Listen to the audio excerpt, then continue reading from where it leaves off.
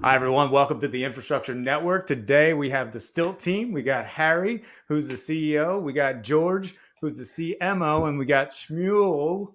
Say it the right way. Do it right. That's right, Shmuel. Shmuel. It's not. Anyway, We got you Shmuel in the guys, house. thanks for joining me, man. Truly appreciate it. And I'm going to, like I said, I'm working on your name and hopefully I don't mess it up too bad. So, guys, what is going on with Stilt?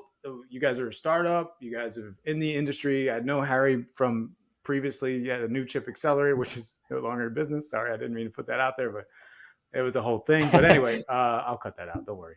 So Harry and I met each other on New Chip, and I know a little bit about Harry and what he's done with Canopy Vision and Monomore software. And then Stilt has been one thing he was working on. Sure. And how did you guys get together? Yeah, so I'd started Harry, you Stilt. want to go This was first? back in 2017, and it was kind of a company that I started from my experiences at Mosaic in the industrial world, and a little less than a year ago, got to know Benji, who was one of George and Shmuel's friends, and was looking to change up some stuff on Stilt, try to bring some more sales and marketing energy to the company. We were very technical focused, and these guys came on board, and it's been just an awesome transformation. We work really well together, and we've really been doing a lot with sales and marketing, learning a lot, entering into new customer segments. So yeah, these guys are just a great fit for the company, and it's a really good team. So Shmuel, how did you meet Harry, and how did you guys work like together? How did you guys get together? It's a good question. So actually, the core of the team was me, our colleague Benji, and George. We all grew up together. We're from the Cleveland area, and we recently transitioned to Florida. And Benji actually made the incredible introduction to Harry, and we all kind of put our brains together. We all come from different backgrounds. I was in the financial lending and sales background. And we all kind of have our core that we bring to the table. So Benji introduced us to Harry right away. I felt like Still, with a company that we're now working for, had an amazing fit for my future growth in my profession, and I felt that together we could accomplish something great. So being best friends with me, George, and Benji, and meeting Harry, we kind of introduced Harry into our group, and it's been incredible having him with us. That's awesome. So George, how did you fit in all this? You knew Shmuel and you knew Benji, and then met with Harry. Yeah, so Benji he's not on the call today, but he's one of the hardest working dudes I know. And we're all just constantly thinking of ways like, how do we better ourselves? Benji threw in our group chat, hey, came across this company that seems really promising. This individual, Harry, is looking for some folks to bring energy to the sales and marketing efforts going on. Why don't you hop on a call, check it out? Harry gave us a demo of Stilt. The app and what it does really aligned with me as a person. I'm a process-oriented individual. This is a process-oriented tool. And I'm like, okay, let's put our chips on the table here, get involved and see, bet on ourselves and make it happen. Yeah, nice. So what kind of construction background did you guys, were you guys in construction, Shmuel and George? Were you guys in construction? I'll let Shmuel go ahead. Yeah, I'm actually for this part, I'm gonna let Harry take it away. Harry is he'll be shy, so I'll just I'll toot his horn for him. He is like the mastermind in that field. Yeah. In addition to that, a mastermind in the software space, and I think his background in both is what really brings the puzzle together. So Harry, why don't you tell us a little bit about your background Sure. in Yeah. construction and industrial world? I love how he's going. That's yeah, perfect. Go ahead. Graduated Harry. college 2013 and went to work for Mosaic, who's one of the largest fertilizer producers in the world. And they have really large industrial facilities. And that's where I worked. I also spent some time in the copper industry prior to that, copper mining industry. But the problem at a lot of these industrial facilities is you've got a lot of work that goes on. You have a lot of contractors, and the work is sometimes poorly managed. Sometimes there's very bad communication. You see a lot of work that's communicated by, hallway conversations or notes scribbled on a whiteboard. And these plants are very reactive. People are just running all over the place to try to fix stuff and keep the plant running. So that was kind of, I lived in that world and saw a lot of problems with work management. And that was really the pain point that tempted me to create Stilt and to leave my job in that industry and to start Stilt initially. And so I've continued to be involved in that industrial space. As far as the construction space, not, construction itself, like new construction, not so much exposure to that industry, but you see a lot of it within the industrial world. Yeah. So you have a solution, obviously, to organize, make it more efficient, all the work order processes that a lot of industries and construction companies have. I mean, those are the target. But I know, Harry, originally it was about the construction as far as Scaffolding. Yeah, that's right. Stilt was the comes from yeah scaffolding stuff, right? So that's so interesting. So is that still a target? Scaffolding is I know still it's Stilt's, an I would say, issue. bread and butter. Our core customer group are people that are building and dismantling scaffolds, and there's a lot of that at industrial facilities.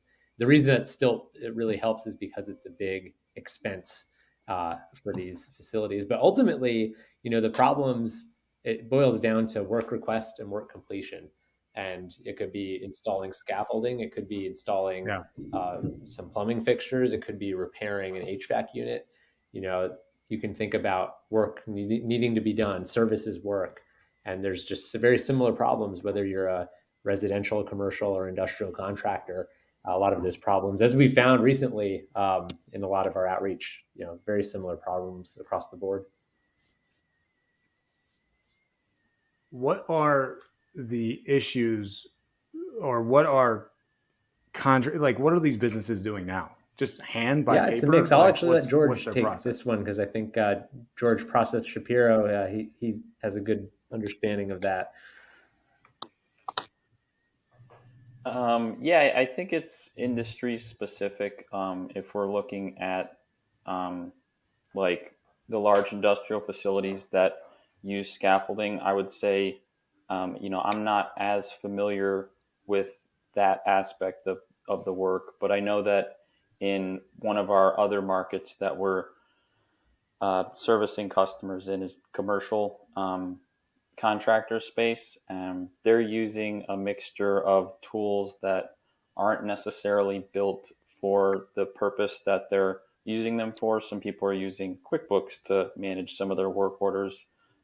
They're using other softwares out there that are built for their trade, but maybe they don't realize are a little too, I don't want to say expensive, but they're underutilizing some of their tools. We just walked through a demo that a customer gave us today of the current software that they're using, and she pulls up this really useful spreadsheet, or excuse me, this really useful dashboard, and the first words out of her mouth were, "I don't use any of this stuff.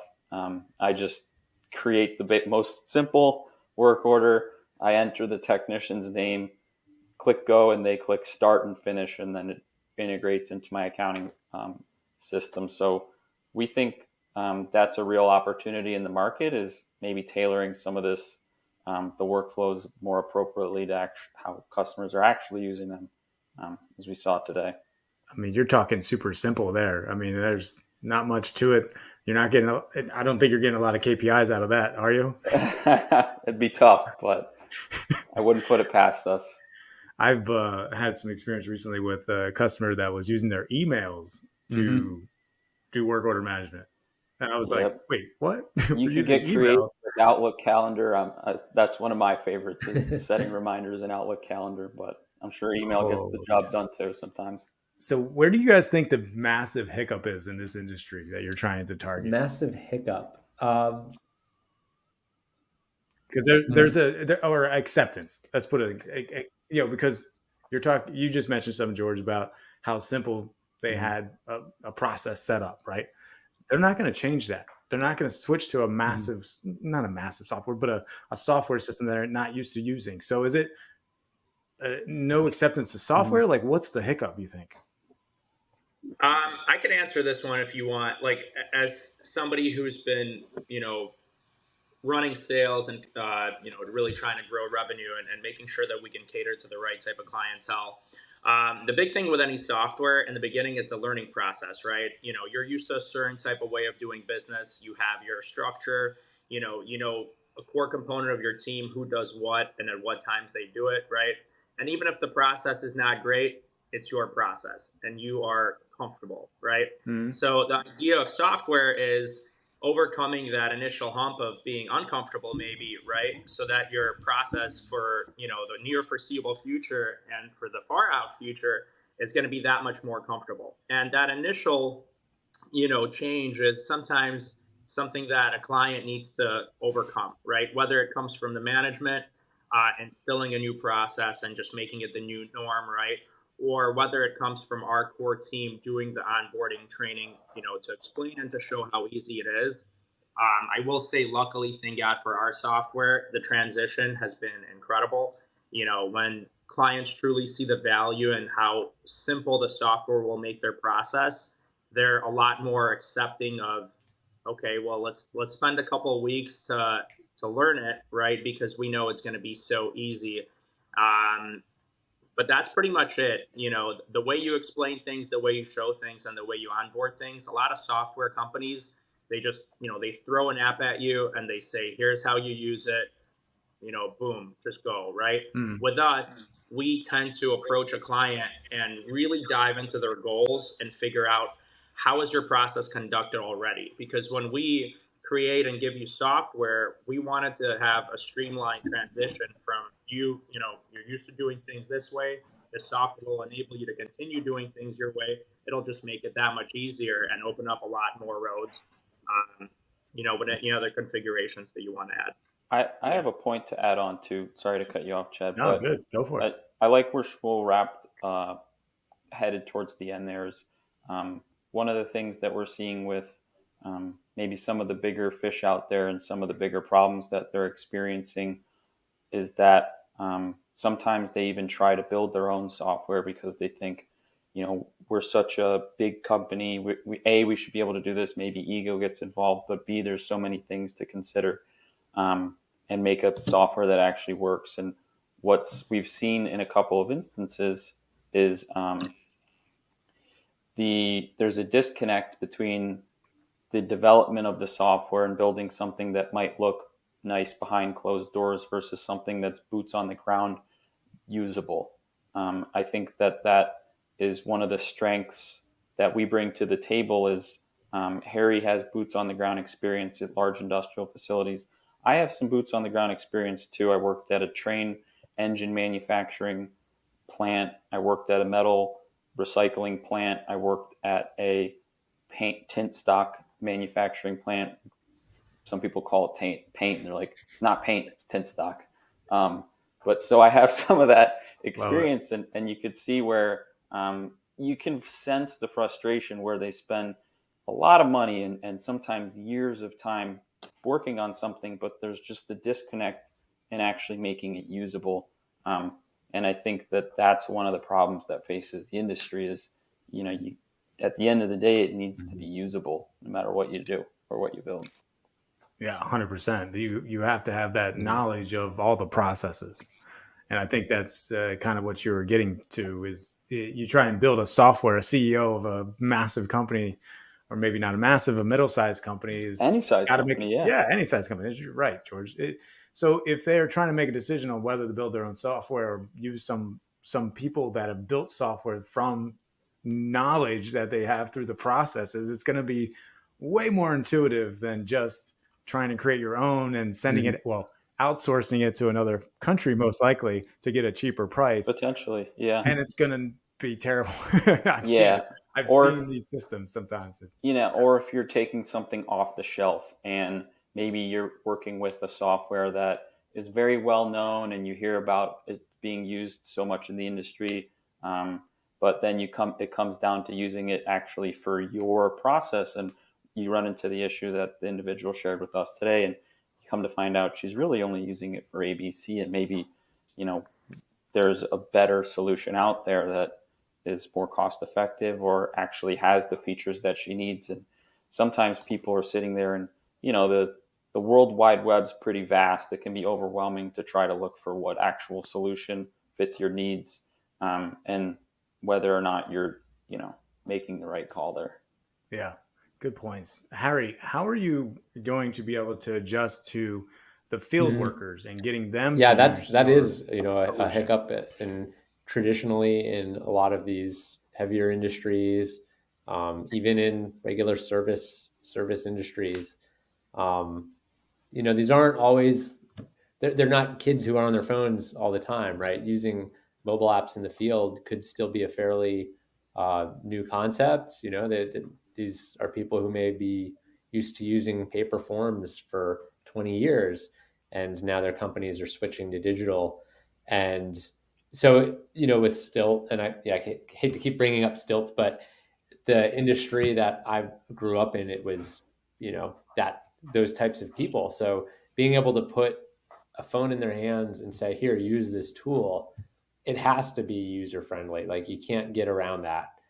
And that is one of the complaints that we hear a lot from people is that, oh, it's really hard for our techs to be able to do this in the field, right?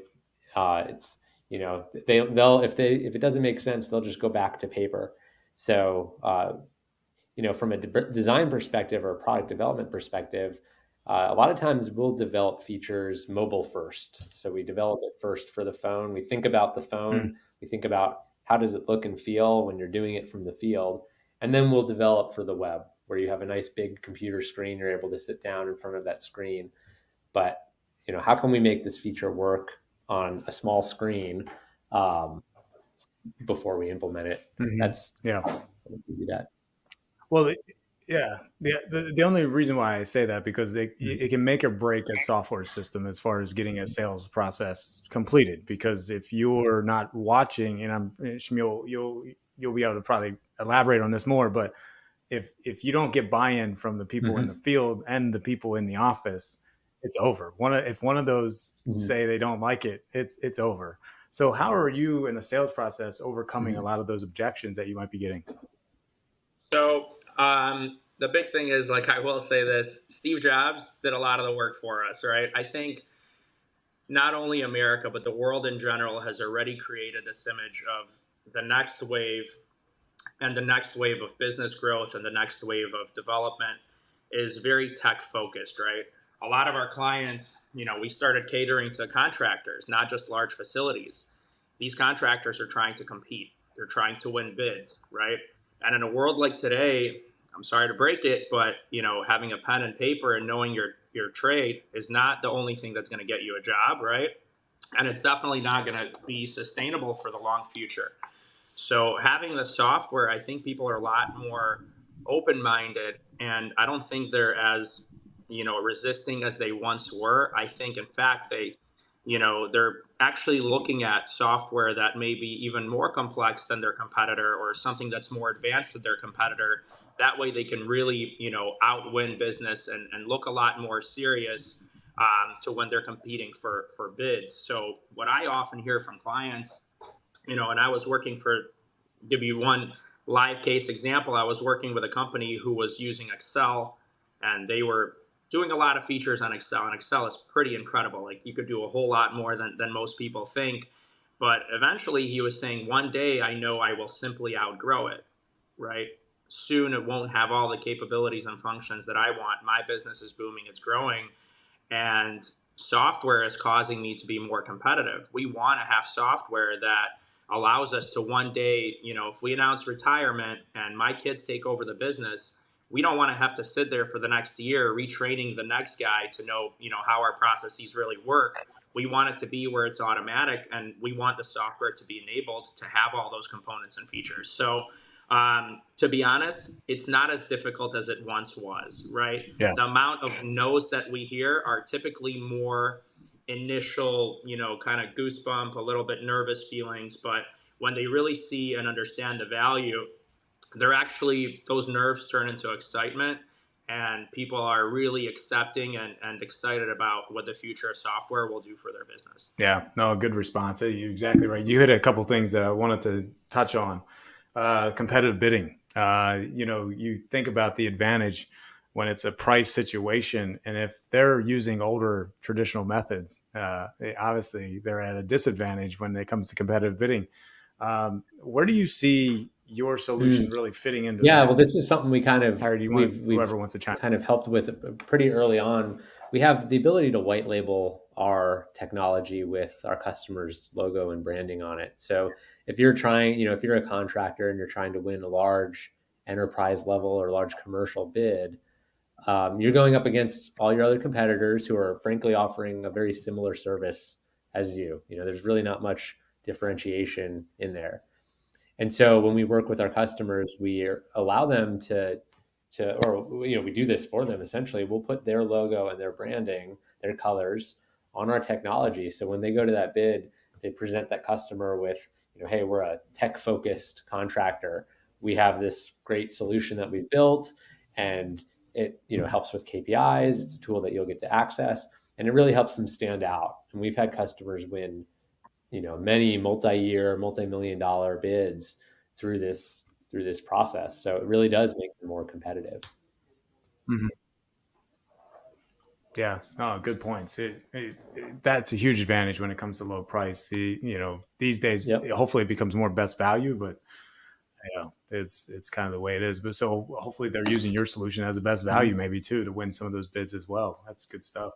What kind of competitive advantage, can you elaborate a little bit more on like that, of what Stilt gives if you think about contractor? In most of these services-based industries, at the commercial or at the industrial sector, let's forget about residential for a minute, but at that commercial and as industrial sector, it's still a lot of phone calls and emails to communicate work. And the problem with those is you don't get very good tracking around that. You don't know, those calls aren't being recorded, that, a lot of work gets done that's not tracked digitally, even though contractor A might be tracking it in their internal system, and work requester B, the contractor's customer, might be keeping track of it in their system. The communication is not being tracked. And so with Stilt, especially when we white label it, our customers are able to present this transparent solution to their customers to say, this is for us to improve our relationship. It's not just about, getting work done, but it's to make sure that this business relationship is healthy and transparent, and that we can go back and look at the KPIs and actually improve and be more efficient. So it's almost like, it's not just a customer contractor relationship anymore. It's more of a partnership when we help out with our white label solution. Yeah, nice. I think building on that too is part of the work we do with the customers we onboard to help build KPIs that mean something to them too, as opposed to just you get what you get off the shelf. And, if you use the tool properly, you may or may not see value in there. But part of the need for customers is to maybe show them what they should be thinking about, as opposed to kind of just after they purchase, they're left to their own devices, which may or may not, leave them on an island. Yeah. I think we kind of touched on this at the beginning, but I want to just go back and kind of verify the target audience that your solution brings. Can you elaborate a little bit more in depth on who were your two words, helping? Service contractors, right? So it started out as anyone people that built scaffolding, but we've found, well, how many different segments are we now pitching to? Everyone from roofing companies, HVAC, plumbing, even municipal counties who are doing general facilities maintenance. It's services based work where you've got someone that's requesting the service and someone that's completing it. That's really where we've settled in. Nice. Where do you see the future? I'll let these other guys answer that one first. Good question. So my thoughts on the future is I see our company growing to serious heights that I don't think we've imagined when we initially joined the team. And a big part of that actually has to do with like what, the question that we just covered about, growth and things like that and what kind of clients we cater to. The more we provide software and the more we customize it, the more interest we see from different areas of business, right? It started off with large industrial facilities who had, maybe small different contractors working for them. And because the contractors saw that they were, using this software and using the app to do their business, they showed interest in using it for themselves, right? I mean, multiple times we've had companies approach us and ask us to buy the software from us. Luckily, we resisted, and it's, we're here to stay for the long run. But I think our business is going to grow tremendously just because of how much outreach it can get into. Whether it's kind of like Harry said, a small contractor, a team of 10 to 20 people or even 5 people, or a huge facility where you have hundreds of users, the opportunities are really endless. And a lot of it, again, has to do with the components and the capability that the software can provide. Because it's overall work management software, it can cater to somebody tiny, it can cater to somebody very large.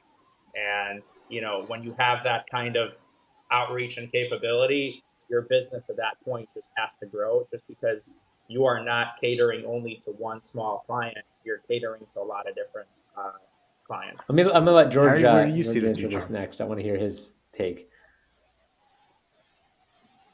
Cool. Yeah, thank you, Harry. I want to talk about this. So, can I say our future in the next few years, maybe on a beach in the sand with a drink in our hands, kind of? No, I think I kind of want to keep it a little high level, but we have sectors we're focusing on, the industrial sector, the commercial sector, and we're getting into the residential sector too. And I think something that we've spent the last few months doing is setting up processes to accelerate the growth in each. I know in the industrial sector, we're bringing on new folks to the team who are really going to accelerate our outreach and our potential in that specific area. We've been attending a lot of events recently in the commercial and residential space too that I don't believe were happening in the past. So we've already increased our exposure in that area as well, and things are just getting started. It's going to be a compounding effect of positive efforts, and I think in the next few years our capacity is going to open up even more so to accelerate in those areas. And like I said, we're doing the groundwork right now to build processes that are just going to really be built for the long term in mind. Nice. But we're on Chad's podcast. So Yeah. listen, that's already It's already a winner. that's It's not over. a sign of growth. I don't know what is. Yeah, It's over. Harry, what do you we think? see a couple really, I would say, big name competitors that for whatever reason we've been able to convince customers of those competitors that what we have is a better solution. And I truly believe the reason is because we're very passionate about it and we're willing to work very closely with those customers to learn their process and to tailor our application for that. And I think that that's kind of a really big deal to a lot of these customers. And so we've kind of, I don't know, not figured that out, but that's like our sweet spot. And there's a ton of customers out there that aren't fully happy with what they're using. And so I think, for one, we've been just the past 2-3 weeks have been the busiest by far in terms of customer conversations and demos and onboardings that we've ever had. And I don't see this ever slowing down. So it's really exciting. I think that we're gonna really do a lot of good things for our customers who are already using software but don't feel like they're getting that true value out of it. And it's going to be a very fast year, but I think there's a lot of work ahead of us. Yeah, right. I don't even know what day it is. It's Friday. Right.